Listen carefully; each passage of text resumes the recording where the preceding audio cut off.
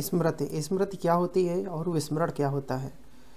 स्मृति का अर्थ होता है सीखी हुई विषय वस्तु अथवा क्रिया को आवश्यकता पड़ने पर जो है पुनः स्मरण करने की शक्ति स्मृति कहलाती है।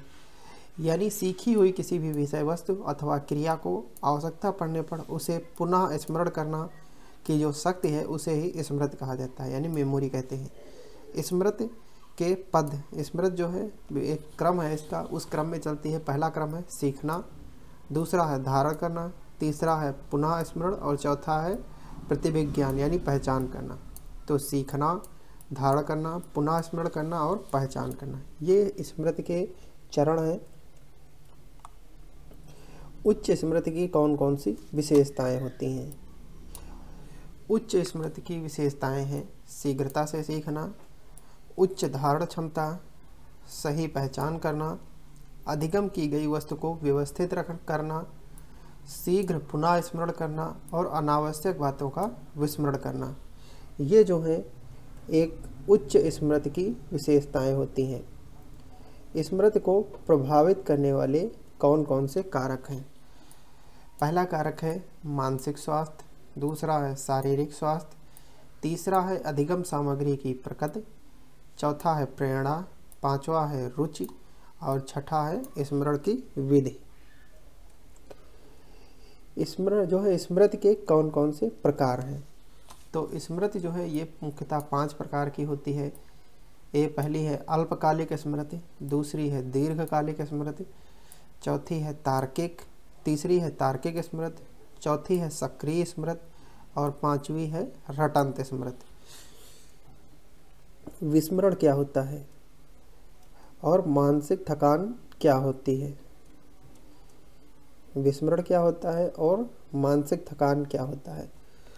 विस्मरण का अर्थ होता है जब स्मरण ना कर पाना यानी कि भूलना, स्मरण की हुई वस्तु का पुनः स्मरण ना कर पाना यानी स्मरण ना कर पाना या भूलना, किसी वस्तु या घटना का स्मरण ना कर पाना, तो इसे विस्मरण कहते हैं।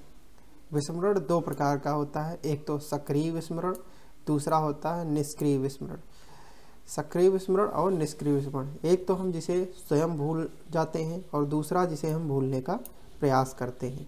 तो 2 प्रकार के विस्मरण होते हैं, सक्रिय विस्मरण और निष्क्रिय विस्मरण। निष्क्रिय विस्मृति, विस्मरण के कौन कौन से कारण हैं? पहला है इच्छा, रुचि या ध्यान का अभाव होना, दूसरा है समय का प्रभाव और दमन का सिद्धांत यानी जिस चीज़ को हम याद नहीं रखना चाहते, तीसरा है अनाभ्यास का सिद्धांत, अगर हम उसे बार बार याद नहीं करेंगे, उसका अभ्यास नहीं करेंगे तो भी हम उसे विस्मरण कर जाएंगे यानी उसे भूल जाएंगे।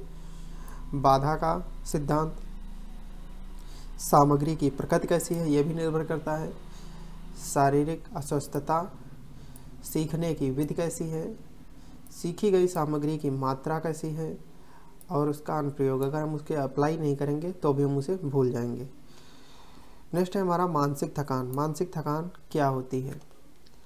जब हम अधिक समय तक मानसिक कार्य करते हैं जिसके कारण हमारा मस्तिष्क जो है थक जाता है, तो एक वह स्थिति आती है जब हम कोई कार्य नहीं कर पाते हैं, तो इसे ही मानसिक थकान कहा जाता है। यानी जब अधिक समय तक मानसिक कार्य करने के कारण हमारा मस्तिष्क थक जाता है तो एक ऐसी स्थिति आती है जब हम कोई कार्य नहीं कर पाते हैं, तो उसे मानसिक थकान कहा जाता है।